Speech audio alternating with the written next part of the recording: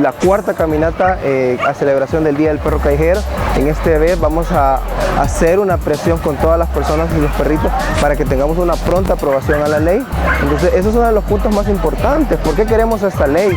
Tenemos muchos perros, tenemos muchos gatos que están ahorita en las calles y están siendo dañados, ya sea por un abuso de una persona que los maltrata, por una persona que viene en un vehículo, viene y los atropella. También tenemos casos de personas que tienen perros con dueños y estos perros están siendo maltratados. Hay lugares también que están vendiendo perros y gatos en lugares que no son las condiciones necesarias. Por esos puntos nosotros queremos buscar una pronta aprobación a la ley. Les decimos a todos los políticos, en este caso los de la Comisión de Medio Ambiente, que se reúnan, que trabajen por esta pronta aprobación a la ley. Aran El Salvador es una asociación sin fines de lucro cuyo objetivo principal, cuya misión principal es velar por el respeto y el cuidado de la vida animal en El Salvador, específicamente en este caso de animales domésticos, perros y gatos, ¿no? Concentrándonos en los perros callejeros.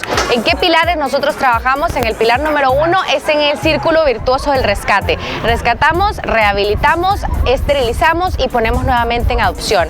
Pilar número 2, educación. Nosotros vamos a universidades, vamos a colegios, en eventos que nosotros tenemos, hacemos conciencia sobre el tema del respeto a la vida animal y sobre el tema de la adopción y de la esterilización y su importancia para el control de la superpoblación canina que tenemos, así como también en el tema de la importancia de este control para la salud pública.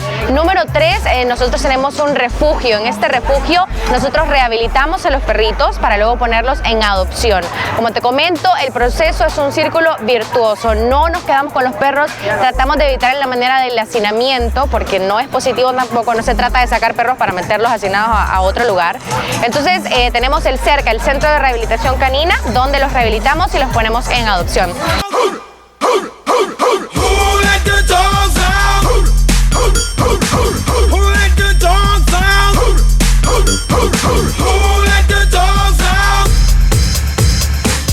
The party was nice, the party was pumping.